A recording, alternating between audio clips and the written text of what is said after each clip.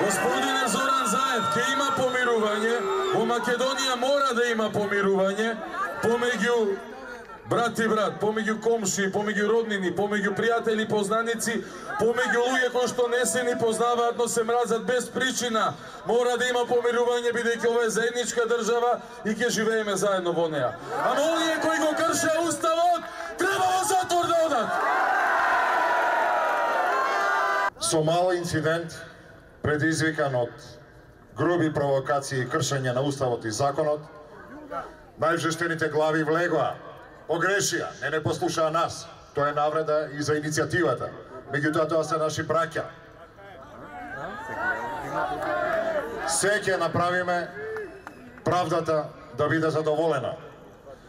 Меѓутоа, правдата треба да биде задоволена за сите. И за кршителите на уставот.